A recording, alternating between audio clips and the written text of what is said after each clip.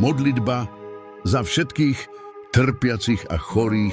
Milosrdný Bože, nebeský Otče, prichádzame pred Tvoj trón s dôverou a pokorou. Kladieme pred Teba všetkých ľudí na celom svete, ktorí prežívajú bolesť, chorobu, úraz, utrpenie alebo ťažké chvíle vo svojom živote.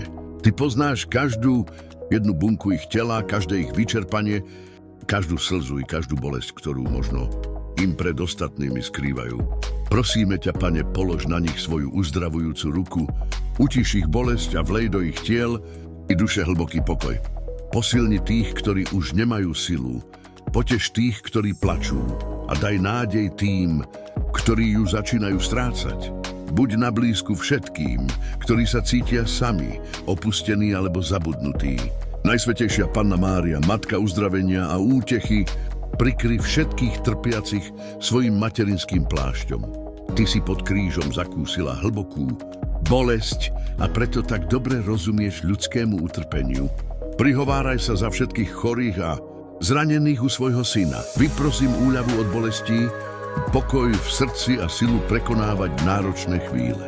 Archaniel Rafael, patron a sprievodca chorých, príď ku všetkým, ktorí potrebujú uzdravenie so svojím liečivým svetlom.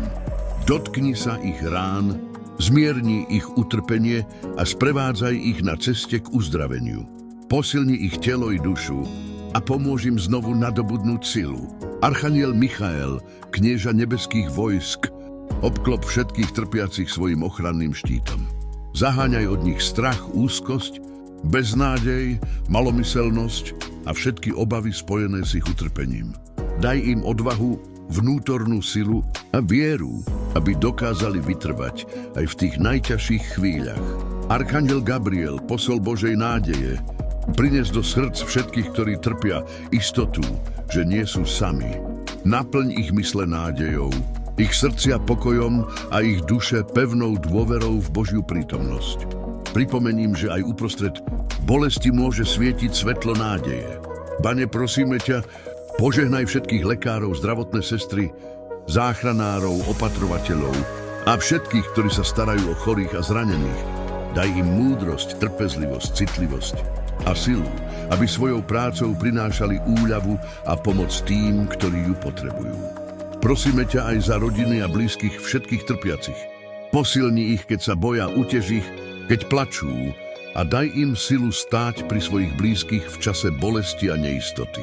A všetkých, ktorí dnes trpia, či už ich bolesť pozná celý svet, alebo ju nesú potichu a nikto o nej nevie, vkladáme do tvojich milosrdných rúk.